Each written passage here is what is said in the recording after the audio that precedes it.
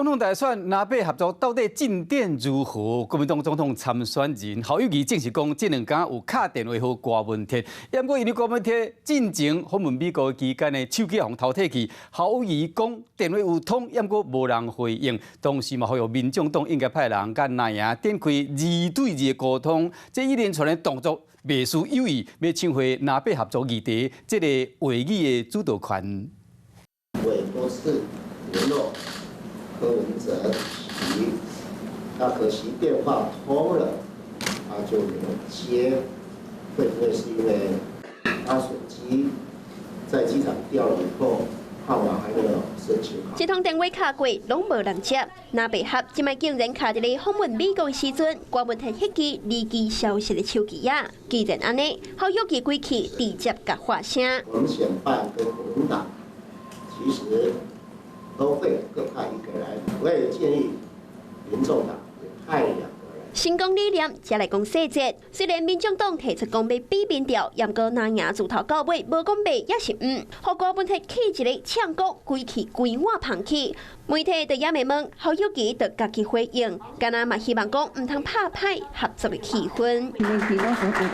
双方送纪念品，8月较前无法度亲身接待来到日本访问的侯友宜，日法群的会长古乌圭司，这回率领43位跨党派议员来台湾参加国庆，将拜会总统参选人的第一站，特别留予侯友宜。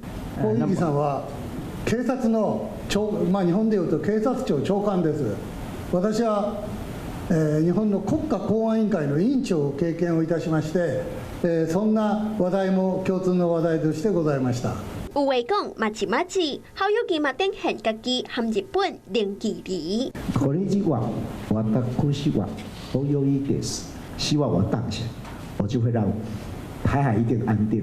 搁在中心做访日本的时，捌讲过的台海安定、台湾安全、日本安心。侯友宜和日华群头一批来台湾的18位参众议员关门开会，嘛讲到3D战略等等的国安议题，当然嘛爱国家己陆战的煽情。传出侯友宜的全国竞总已经决定设立在新北市政府附近，而不是最开始规划的国民党中央党部。据了解，侯建营的考量是希望能够借此象征侯友宜跟新北市民站在一起。